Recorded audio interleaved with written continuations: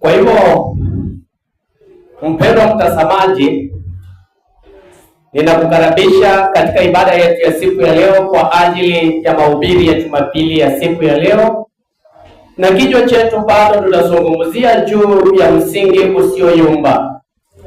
Nina furaha tele ni kwa sababu tunatamani tukaweze kujifunza juu ya huu msingi usioyumba ambao ni Bwana wetu Yesu Kristo.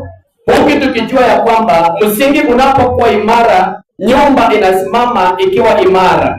Ndoa itasimama ikiwa imara kwa sababu ya msingi ni bora. Kwa hivyo najua ya kwamba kila nyumba iliyosimama leo ina msingi. Dhoruba inaweza kuja, mvua inaweza kunyesha, mafuriko yanaweza kuja, lakini kama msingi ni imara, nyumba haitaporomoka. Yesu mwenyewe alisema katika kitabu cha Mathayo mlango wake wa 7 mstari wake wa 24 na mstari mdogo wa 25. Tafadhali msomaji, unaweza kulisoma neno la Bwana katika kitabu hiki cha Mathayo mlango wa 7 mstari mdogo wa 24 hadi 25. Tafadhali.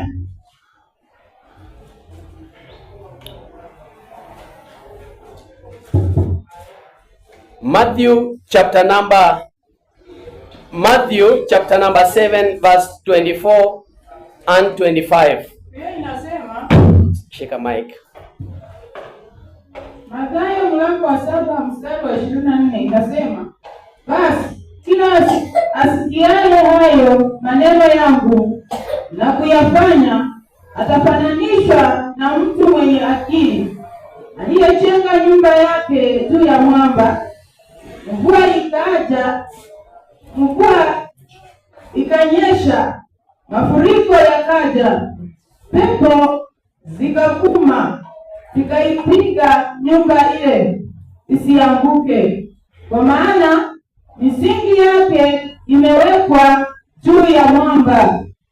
Na kila asikiaye hayo maneno yangu asiyafanye atafananishwa na mtu mpumbavu aliyejenga nyumba yake juu ya mchanga. Amen.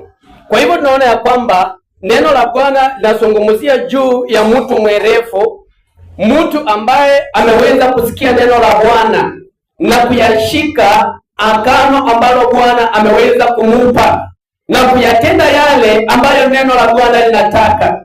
Mtu huyu anafananishwa kama mtu mwerevu ambaye amejenga nyumba yake juu ya mwamba, ya kwamba mvua inaweza kuja katika